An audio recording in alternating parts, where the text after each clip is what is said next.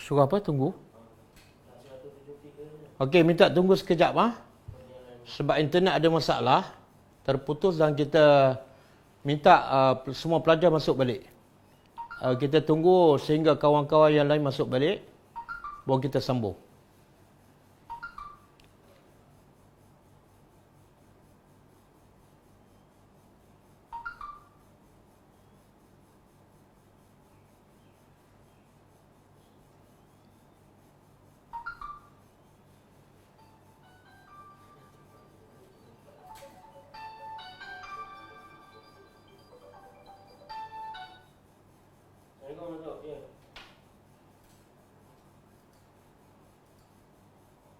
Ada internet tak stable. Dah masuk balik dah. Cuba saya download balik internet.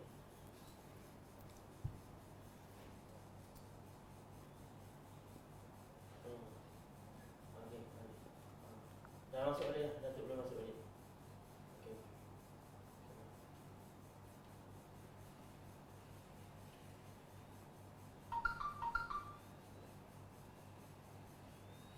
Tak nampaklah TV ni, nanti kena buka TV tu besok. Tak clear.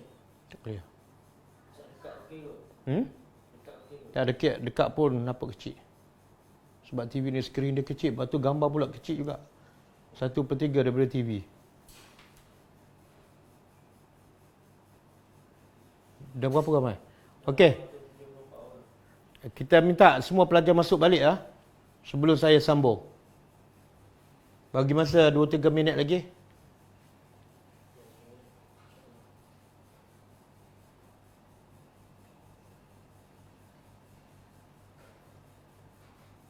Masuk.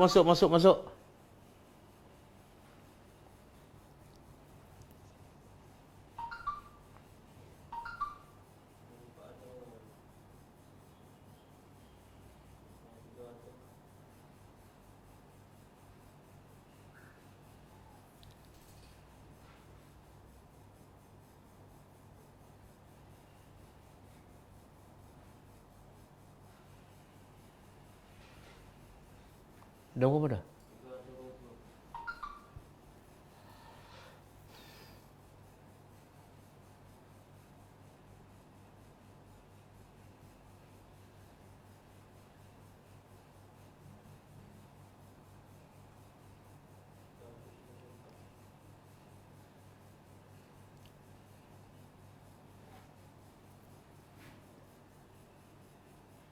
Tak bergerak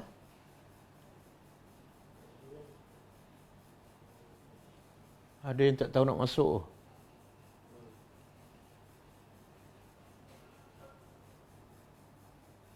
Itu berapa? 200 ke 300?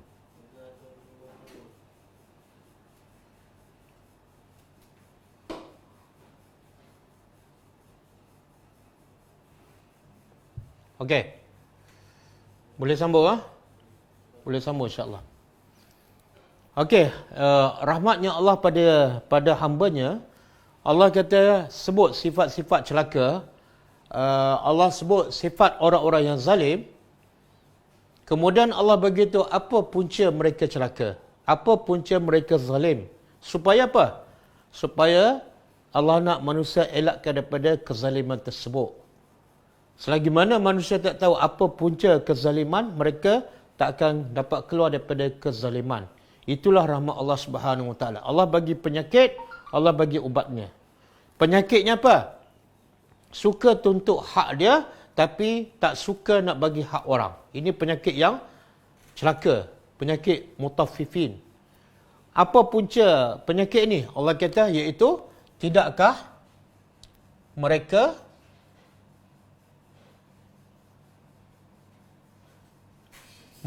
yakin. Kita terjemah yakin sebab selepas yazunnu ada anna. Tidakkah mereka yakin sesungguhnya mereka mab'usun akan dibangkitkan.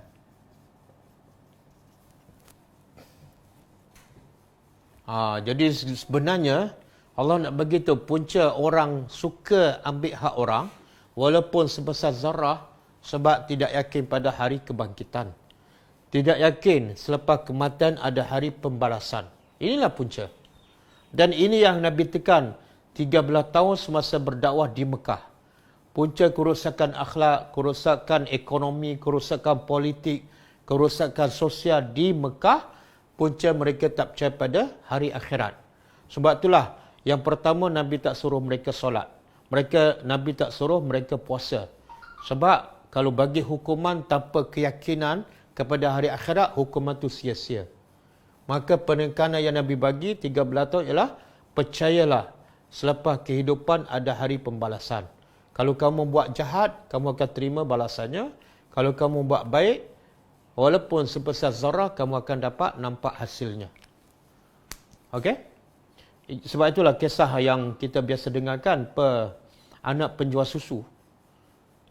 Bila mak dia suruh campurkan susu dengan air, itu bentuk mutafifin tu. Mak dia ada sifat mutafifin. Apa dia? Dia nak orang bagi hak dia. Bila dia jual susu, dia nak orang bayar cukup. Tapi hak orang dia tak nak bagi apa dah. Hak orang ialah mendapat susu yang ori.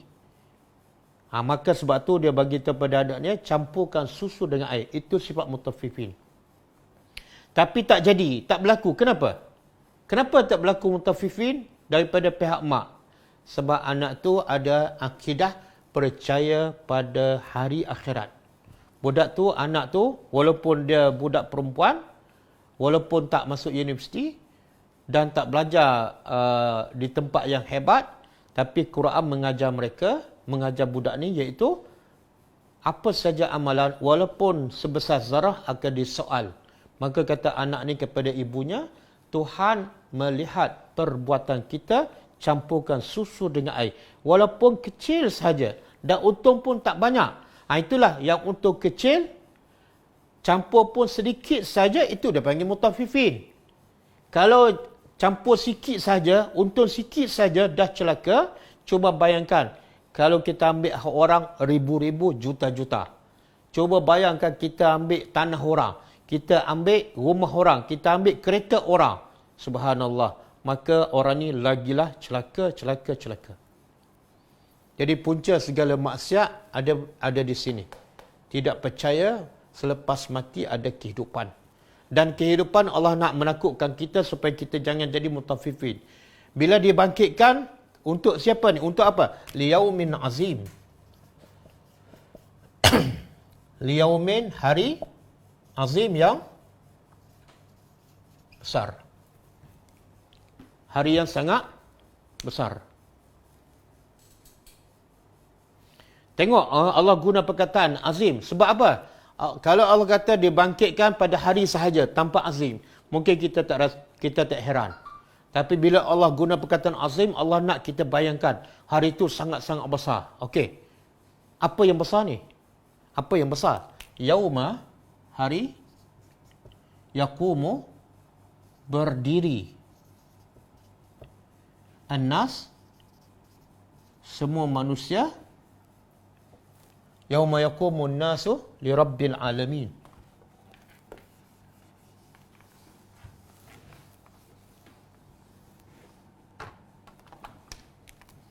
Yauma yaqumun nasu li rabbil alamin.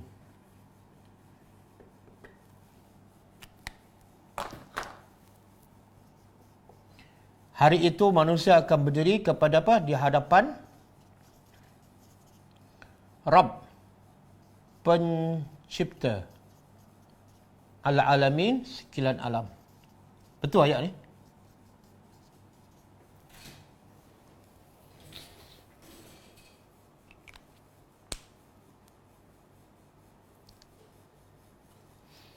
Okey. Hari itu sangat besar. Kenapa? Sebab hari itu bukan kita menghadap ketua kampung. Bukan menghadap YB. Bukan menghadap yang di-Pertuan Agong. Tapi menghadap siapa? Rabbil Alamin. Kalau kita menghadap Agong, kita bukan buat salah pun. Tapi hati kita dah gedebah. Kan? Gedebah. Ini apatah lagi kita menghadap Tuhan pencipta segala-galanya. Dan Tuhan ini mengetahui semua perbuatan kita, zahir dan batin. Yang besar, yang kecil, yang halus, yang tersembunyi, semua Allah tahu. Tiba-tiba kita menghadap dia. Sebab itu Allah kata, hari itu sangat besar. Apa lagi ciri-ciri hari ini sangat-sangat besar dan menakutkan? Hari kebangkitan.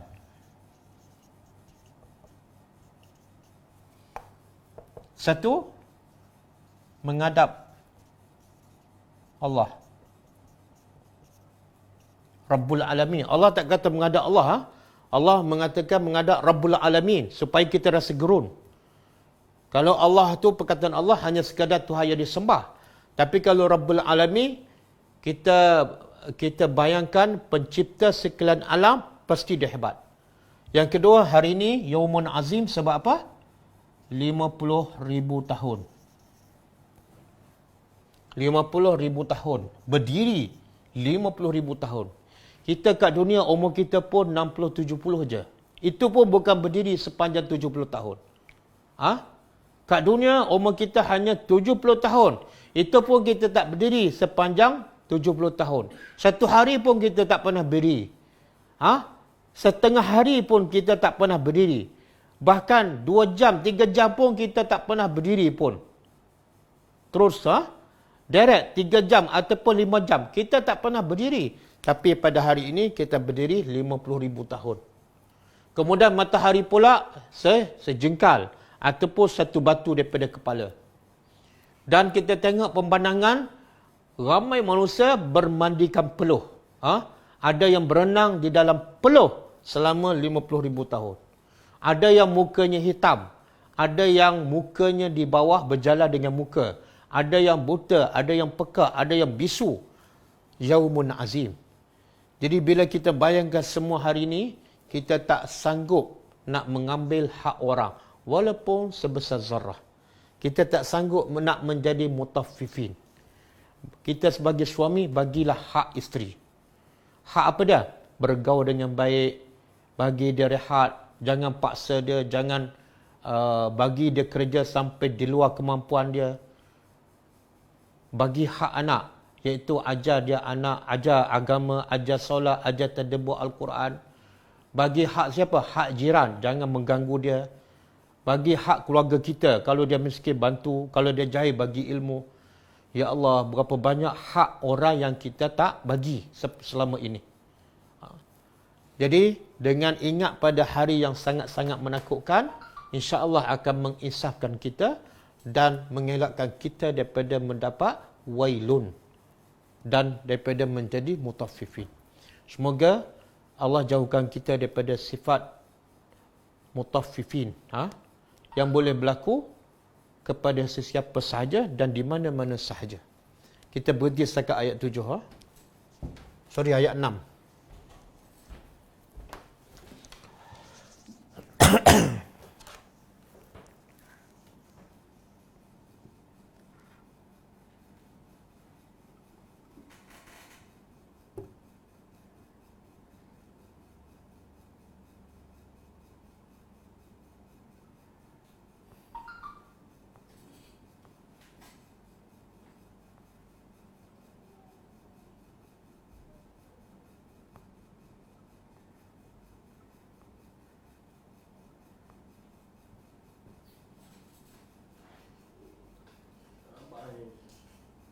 Halus sangat. Cuba buka kat sini.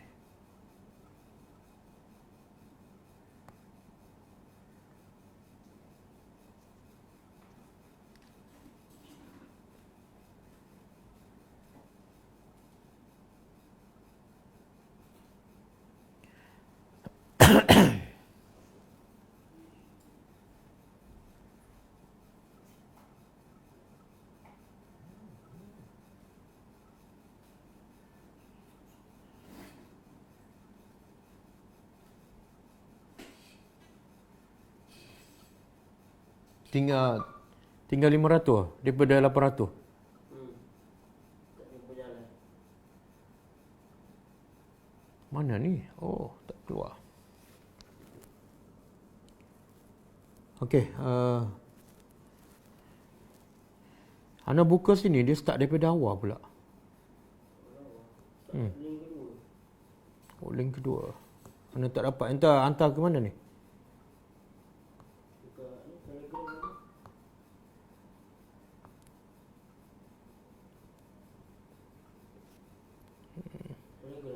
kira-kira.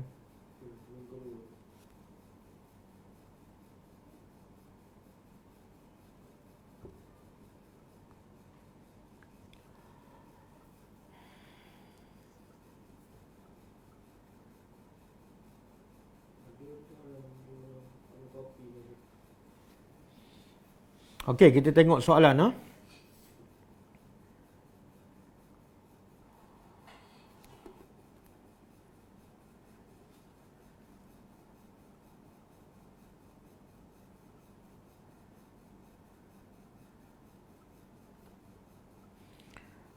Tafsir Al-Mutaffifin sangat luas. Adakah dalil daripada hadis? Sebenarnya dia dalil terlalu banyaklah siapa ambil hak orang. Contohnya hadis sahih. Hadis sahih. Nabi kata, atadruna manil muflis. Kamu tahu tak siapa yang muflis? Nabi bertanya para sahabat. Sahabat kata, al-muflis man la dirham lahu wala dinar. Dalam riwayat lain, wala mata'. Orang yang muflis, orang yang bankrupt ialah orang yang tidak ada dirham, yang tidak ada dinar, yang tidak ada harta benda. Nabi kata bukan. Orang yang muflis, orang yang bankrupt ialah orang yang membawa amalan kebaikan yang banyak. Tapi masa kat dunia, dia zalim kepada kawan ni. Dia maki kepada kawan ni. Dia pukul kawan ni. Maka bila pergi ke akhirat, orang yang dia zalim minta balik hak tu. Maka dia tak boleh nak bayar sebab duit pun tak ada. Maka dia bayar dengan pahala dia kepada orang yang dia zalim. Orang tu tuntut, dia pun bagi pahala. Yang ni pula dia caci. Orang yang dia caci tuntut pahala dia, dia pun bagi pahala. Orang ni pula dia ambil hak isteri ke, hak isteri dia tak bagi. Isteri pula tuntut, maka dia pun bagi pahala. Sampai Nabi kata, sampai habis semua kebaikan dia, habis semua pahala dia. Tapi ramai lagi orang yang dia buat zalim pada dia, yang belum dia settlekan. Maka ketika itu, dia ambil pula dosa kawan tu, dia tanggung dosa tu. Transfer dosa pula. Tadi transfer pahala dia kepada orang. Sekarang transfer dosa orang yang dizalimi, balik masuk akaun dia. Itu antara hadis yang menunjukkan bahawa bentuk-bentuk mutafifin yang sangat luas. Bila kita ambil hak orang, ataupun kita berlaku zalim pada orang, maka kita adalah mutafifin. Allah kata celaka. Dan banyak lagi ayat-ayat ayat Quran dan hadis. Allah kata apa dalam Quran? Faman ya'mal misqala zarratin khairan yarah. Siapa yang melakukan kebaikan walaupun sebesar zarah, dia akan lihat hasilnya. Dan siapa yang buat kejahatan walaupun sebesar zarah, yarah, dia akan lihat kejahatan, hasil kejahatan. Kejahatan sebesar zarah apa dah? Termasuklah dia ambil hak orang tu. Termasuklah dia ambil hak anak dia. Termasuklah dia ambil hak suami dia. Iaitu dia tidak hormat suami contohnya. Jadi dalil-dalil yang menguatkan bahawa tafsir mutafifin sangat luas. Satu, banyak daripada Quran ataupun hadis. Yang kedua, tak masuk akal Allah mencela orang yang ambil hak orang dalam jual beli walaupun kecil dicela oleh Allah dan diberi amaran keras. Tiba-tiba dia ambil hak orang miskin, dia ambil tanah orang. Tiba-tiba tak termasuk dalam celaan, tak masuk akal. Kalau ambil hak orang masa jual beli walaupun kecil, wailun, maka ambil hak orang di luar jual beli. Pemerintah ambil hak rakyat, rakyat ambil hak pemerintah, kita ambil hak jiran, maka tak masuk akal kalau itu pun tidak dicela oleh Allah Subhanahu Wa Taala. Wallahu a'lam.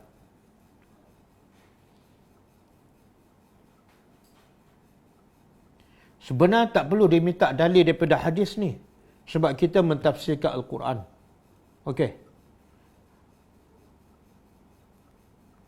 Mana lagi tak ada dah?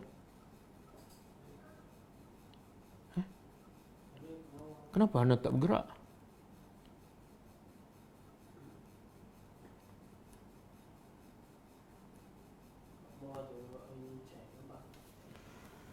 Assalamualaikum Ustaz Nurain. Waalaikumsalam. Kalau sekiranya suami tidak memberi hak pada isteri tetapi isterinya redha dan memaafkan, adakah masih dikira suami tak memberi haknya? Okey, kalau isteri dah maafkan, tak habislah. dia segala hak ataupun segala dosa akan terungkai, akan terpadam bila orang yang kita buat dosa dia maafkan. Sama juga dengan hutang. Bila kita berhutang dengan orang dan dia halalkan, maka habis. Kosong.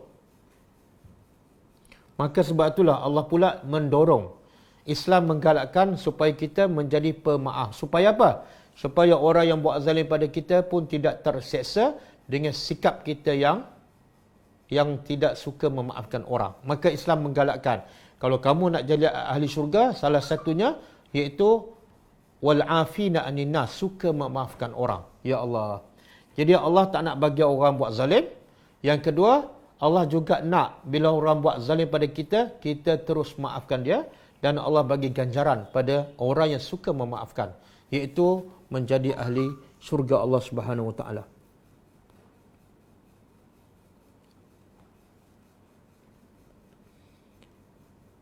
Assalamualaikum Ustaz. Waalaikumsalam. Adakah zakat perlu dikeluarkan setiap tahun atas duit simpanan yang sama? Ya, setiap tahun. Bila dah cukup dua syarat kan. Pertama, haul setahun. Yang kedua, cukup nisab dia. Nak tahu, kalau kita dah keluar zakat tahun ni kan, mungkin dah kita tak masuk simpanan, kita tak topak. Jadi mungkin kadar simpanan kita dah semakin kurang. Bila semakin kurang, mungkin tak cukup nisab. Bila tak cukup nisab, tak wajiblah keluar zakat. Jadi tengok, bila cukup haul setahun, yang kedua cukup nisab, maka wajiblah keluar zakat. Anak-anak tadika 1 dan 2 dah sekolah. Ibu bapa teman tu sebab tak ramai. Oh, anak ibu bapa pergi teman anak pergi sekolah. Baguslah mak bapak ni. Sampai ketua teman anak. Ustaz, boleh ke khutbah hajah dibaca sebelum hendak berdoa ataupun membaca Quran? Tak, khutbah hajah ni biasa kita baca bila kita nak ceramah, bila nak mula majlis ilmu kan. Tapi untuk baca Quran tak payah. Untuk berdoa tak payah. Kalau ikut sunnah Nabi nak berdoa cukup baca satu puji Allah, alhamdulillahirabbil alamin. Kan? Yang kedua berselawat, cukup. Dan kalau nak baca Quran, ikut arahan Al-Quran ialah wa iza qara'tal Quran fasta'iz billah. Bila nak baca Quran, cukup baca a'udzubillah minasyaitonir rajim. Jadi khutbah hajah tak perlu baca. Dalam urusan jual beli perlukah cakap saya jual, saya beli, saya dah lama tinggalkan ucapan ni. Dia ulama beza pendapat. Kalau mazhab Syafi'i kena ucapkan. Kalau mazhab Syafi'i wajib ucapkan. Beli bawang ke, beli gula ke, saya beli gula. Yang penjual kata saya jual. Tapi pendapat yang paling kuat tidak wajib. Cukup dengan jual beli itu akan sah bila berlaku pertukaran. Kita ambil barang dan penjual mengambil duit. Cukup.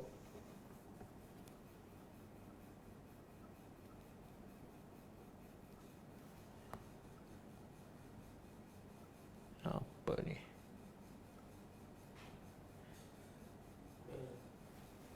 Mana lagi? Ramai orang menjawab apa yang sebab mereka untuk terus sabar bekerja adalah anaknya, ibu bapanya, hutangnya. Adakah jika sebab di atas maksud bekerja sebagai ibadah itu telah tersasar?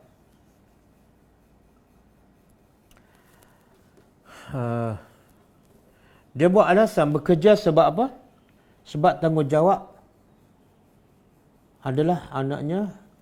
Tak, dia macam ni. Kalau dia kata saya bekerja sebab tanggungjawab saya sebagai bapa, iaitu nak menjaga anak, bagi tempat tinggal yang selesa, bagi makan yang selesa, bagi pendidikan, kerana itu perintah Allah, maka jadi ibadat. Saya bekerja ni sebab nak buat baik pada mak bapak. Dan salah satu cara saya nak buat baik mak bapak ialah bagi duit. Bila dia sakit, saya boleh bawa ke hospital. Dan saya perlukan duit. Maka perlu saya bekerja. Kenapa bekerja nak bantu mak bapak? Kena bantu mak bapak sebab Allah suruh. Jadi akhirnya dia bekerja untuk mak bapak kerana Allah. Okey, itu jadi ibadat. Tapi kalau semata-mata kerana anak aku bekerja, kerana ibu bapa aku bekerja, tak sampai hujung, iaitu kerana Allah yang suruh, maka tak jadi ibadat.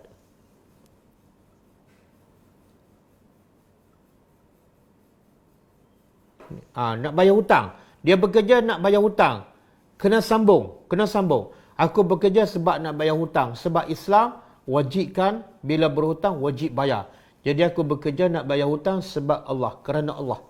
Allah yang mewajibkan sesiapa yang berhutang, dia wajib bayar. Dan nak bayar kena ada duit. Nak ada duit kena bekerja.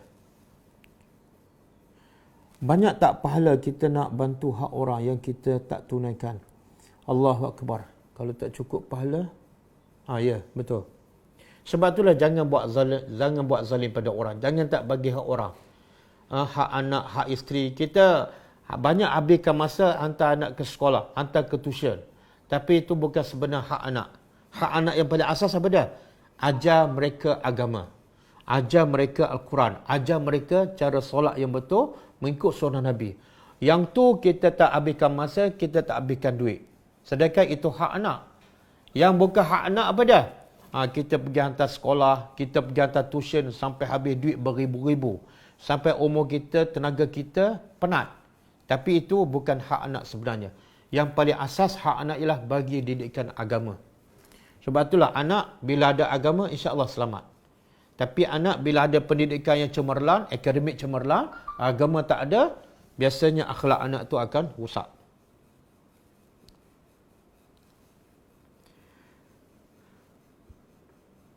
Sekiranya kita ambil hak orang tanpa kita sedar, contoh saya ambil tempat duduk dia tapi orang tu pergi tempat lain. Bila dia sampai, dia tengok tempat dia telah diambil, adakah tergolong? Saya tak tahu tempat tu apa. Kalau tempat tu tempat orang awam, bila dia dah bangun, makna bukan tempat dia lah.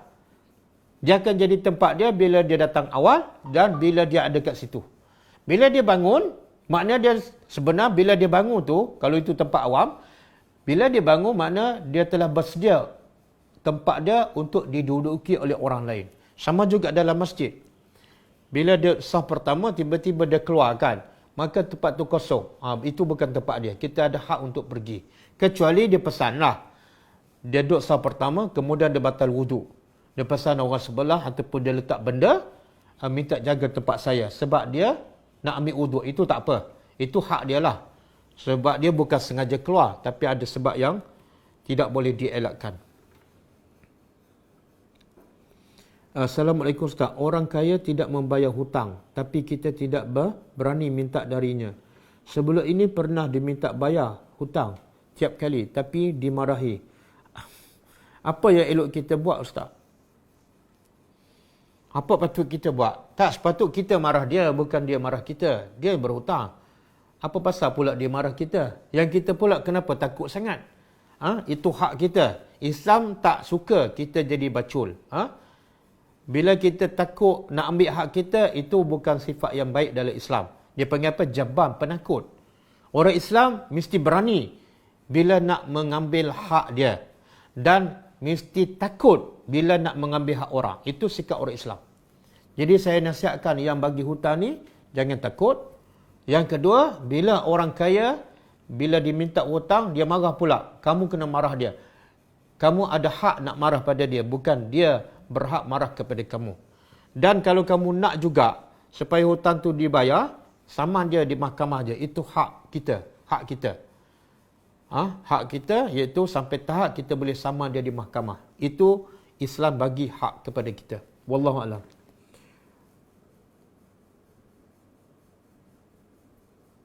Soalan, kami perlu segera berusaha agar tidak tergolong sebagai mutaffifin. Mohon Ustaz pandu kami kaedah terbaik yang mesti kami lakukan. Tengoklah hak kita, kita muhasabah. Hak kita kalau kita sebagai isteri kan, apa hak suami yang kita tak bagi?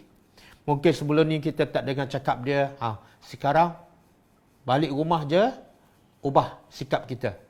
Dia cakap apa, dengar je. Jangan tengok dia, tapi tengok tu. Ayat wailul lil mutaffifin. Dia tak nak bagi hak kita, biar. Tapi kita ni pastikan jangan kita yang jadi mutaffifin. Suami nak jadi mutaffifin, itu masalah dia dengan Allah. Tapi pastikan yang pertama, ku anfusakum, jaga diri kamu. Hak anak, kalau kita tak bagikan, balik rumah bagi hak anak. Apa dah? Duduklah bersama dia, ajarlah baca Al-Quran dengan betul, ajarlah tadabbur Al-Quran, ajarlah sunnah-sunnah Nabi, satu minggu satu hadis ke. satu hari satu doa ke, itu hak anak. Hak anak. Nabi kata apa? Kullukum ra'in wa kullukum mas'ulun an ra'iyatihi. Setiap orang akan bertanggungjawab ke atas orang di bawahnya. Dan pertanggungjawaban yang paling besar ialah amanah agama. Amanah agama, sebagai ibu bapa yang patut utamakan ialah ajar agama pada anak-anak mereka. Sebab mereka sebagai hamba Allah wajib kena Tuhan. Siapa yang pertama yang layak mengajar anak kena Tuhan? Ibu bapa, bukan cikgu sekolah, bukan ustaz di masjid. Begitulah contohnya. Wallahu alam.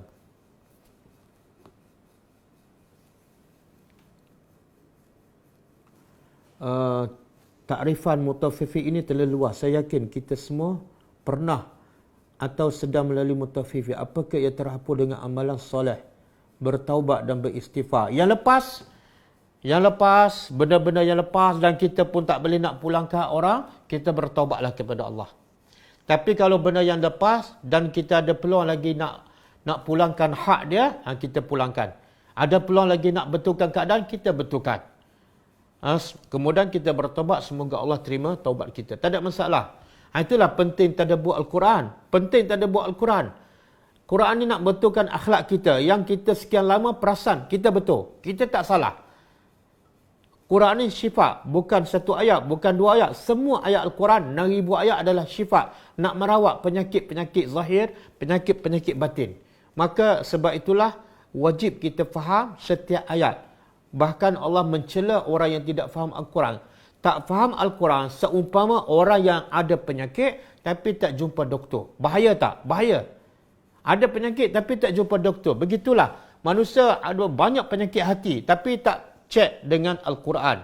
Sedangkan Quran adalah perawat yang terbaik.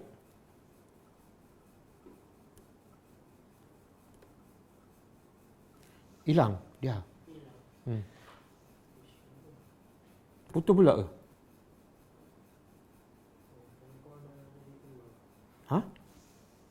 Putus?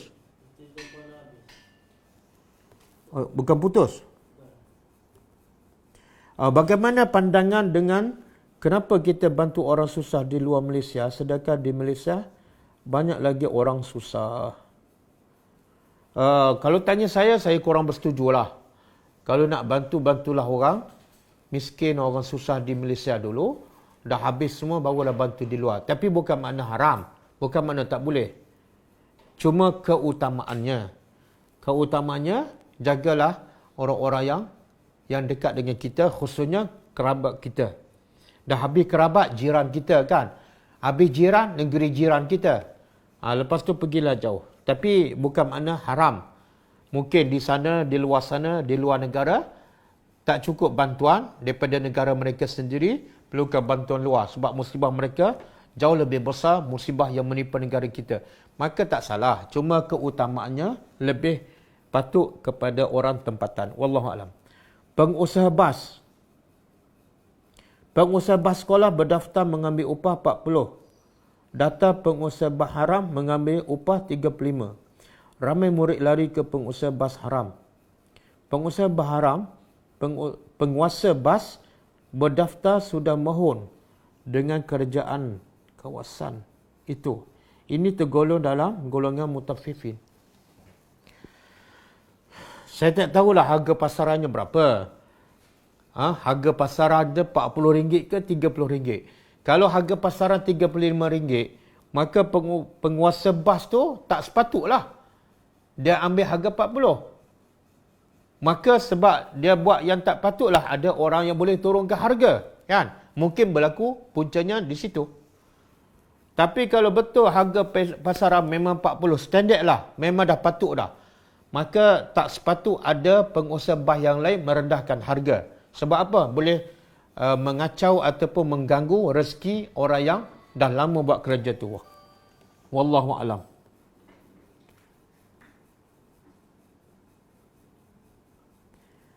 Orang kafir boleh tuntut ke hak dia dari kita? Ya, orang kafir boleh tuntut. Kalau kita hutang tak bayar pada dia, sebab tu Allah kata apa tu? Iza katalu ala nas. Mereka bila membeli daripada orang, an-nas tu semua sekali, termasuk orang kafir. Islam tu adil lah. Islam tu adil, walaupun pada orang kafir kena bagi hak dia. Wallahu a'lam.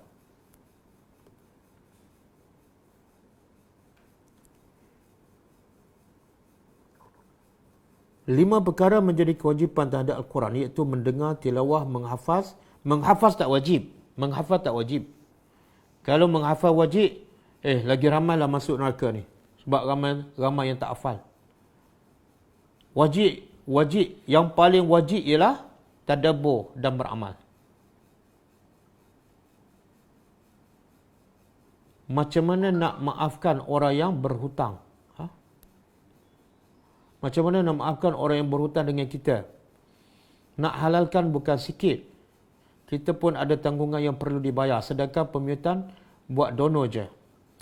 Dia macam ni. Islam bagi kaedah.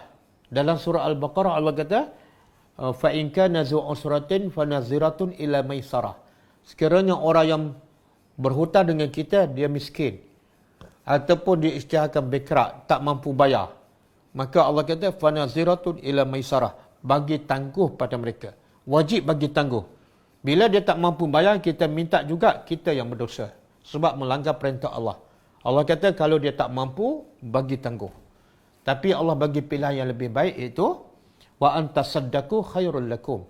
Sekiranya kamu sedekah ataupun niat halal je, maka itu adalah terbaik untuk kamu. Ini bagi orang yang tak mampu bayarlah. Kita jangan tengok hutang tu banyak. Tapi tengok di sisi Allah mana yang lebih baik. Di sisi Allah, kalau orang tu tak mampu bayar, Allah bagi dua pilihan. Pertama, bagi tangguh sampai dia boleh bayar. Yang kedua, Allah kata pilihan kedua, dan pilihan ni lebih baik apa dah? Halalkan. Jangan tengok jumlah hutang, tapi tengok apa yang di sisi Allah.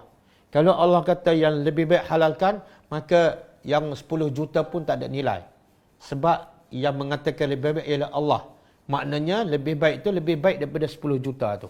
Kalau hutang kita 10 juta. Tapi bagi orang yang mampu bayar, buat dono je tak nak bayar, kita ada hak.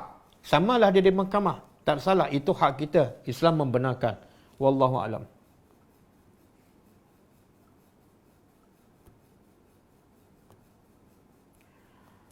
Kalau nak doakan anak dengan doa Nabi Ibrahim, Rabbi habli minas salihin, sunnah ke pegang? Tak payah pegang ubun anak-anak. Tak ada, ini tidak ada hadis. Doa ni, syarat doa dimakbulkan. Kena faham. Doa adalah ibadat. Bila ibadat, dia kena ikut cara Nabi. Nabi tak pernah berdoa. Contoh Nabi berdoa kepada Abdullah bin Ibn Abbas. Masa Abdullah bin Abbas kecil. Nabi doa apa? Allahumma faqihu fid din wa 'allimhu at-ta'wil. Dan tak ada sebut dalam hadis tu Nabi pegang ubun-ubun Abdullah bin Abbas. Tak ada. Jadi kalau doa tu ibadah, kena ikut cara Nabi. Satu. Yang kedua, kita sebenarnya doa ni nak apa ni sebenarnya? Nak supaya Allah terima. Jadi kalau nak supaya Allah terima, ikut syarat dia. Syarat apa dah? Iaitu satu, doa tu mesti ikhlas kerana Allah. Buat doa tu betul-betul kerana Allah. Bukan supaya anak kita ni berjaya kat dunia kan. Kita pun ada kepentingan. Itu bukan kerana Allah. Sebab tu doa Nabi Ibrahim ni apa dah?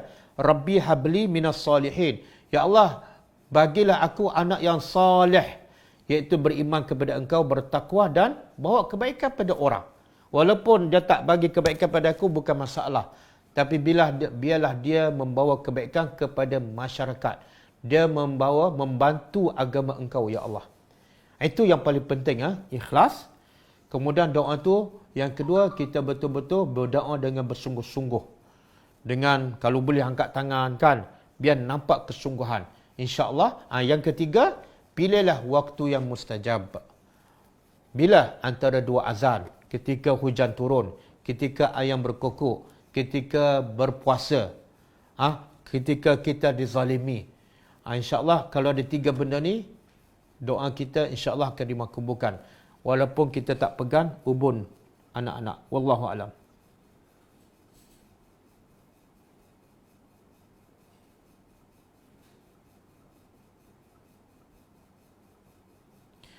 Rasa silap bukan menghafal, betul. Bukan menghafal tak wajib.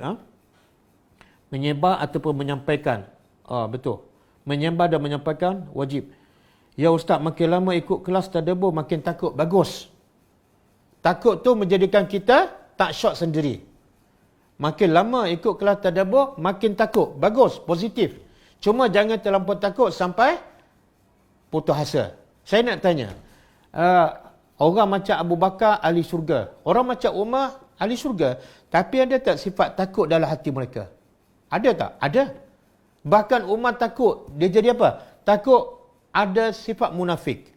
Jadi kalau orang macam Umar dah dijamin masuk syurga, masih ada sikap takut, mana sifat takut tu adalah bagus. Dengan takut itulah kita tak syok sendiri. Dengan takut itulah kita sentiasa baiki amalan kita. Dengan takut itulah kita akan tadabbur lagi. Kenapa? Takut ada lagi benda yang salah. Takut ada lagi benda yang salah, aku tak tahu. Aku kena tadabbur lagi ayat lain. Ya Allah, takut bagi orang beriman adalah positif. Allah sebut surah Al-Insan. Sifat Al-Abrar apa dah? Inna nakhafu min rabbina yawman abusa. Kami sentiasa takut kepada Allah terhadap apa? Yauman abusa, iaitu pada hari manusia bermasam muka. Manusia berkeruk mukanya, iaitu daripada mahsyar. Ini sifat al-abrar. Sentiasa dalam keadaan takut dan di samping itu ada rasa harap. Antara takut dengan harap.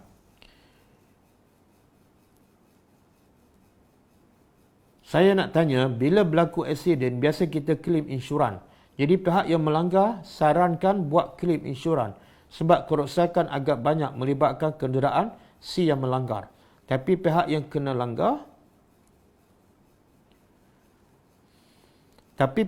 langgar minta bayaran duit. Si yang melanggar berkeras untuk claim insuran sebab melibatkan RM1,000. Jadi adakah si yang melanggar dikira boleh dituntut di akhirat nanti? Saya tak berani jawab lah. Kita nak bayar melalui insuran kan, claim insuran. Tapi dia, yang kita langgar tu, dia nak kita bayar duit. Adakah kita wajib bayar duit? Dan kalau kita tak bayar, kita tak bagi hak dia. Ini dia melibatkan insuran ni, saya tak pasti ya. Wallahualam. Boleh tanya mereka yang lebih pakar. Boleh tanya suami. Assalamualaikum Ustaz. Waalaikumsalam. Boleh tanya suami sakit, isteri tak jaga suami. Dia serahkan pada anak untuk jaga. Mereka tinggal lain. Suami duduk rumah. Isteri duduk sendiri. Ini antara suami yang mutaffifin lah ni. Bila dia berhajat pada suami isteri, dia cari isteri. Bila isteri sakit, dia biarkan. Dia duduk rumah lain, isteri duduk rumah lain. Ini jenis sifat-sifat suami yang mutaffifin. Semoga suami ini bertobat kepada Allah dan dijauhkan daripada sifat wailun.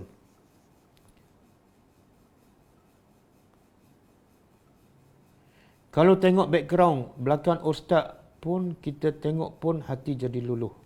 Bagi saya, apa sahaja iklan yang lalu kat wall FB, kita terutama yang sedang minta infak, semuanya digerakkan oleh Allah. Maka ada sedikit. Ni bukan soalan. Ustaz, kita mesti niat belajar tadabbur 30 juzuk Al-Quran. Kalau mati belum tamat, tak payah niat belajar tadabbur 30 juzuk. Niat nak belajar kerana Allah, mengikut kemampuan kita. Kalau sempat habis, sempat. Kalau tak sempat, semoga Allah matikan kita dalam keadaan kita beriman kepada Allah. Cukup. Tak perlu niat belajar tadabbur 30 juzuk. Umur kita pun dah berapa ni? Umur pun 60. Niat nak belajar tadabbur 30 juzuk. Logiknya tak sempat lah.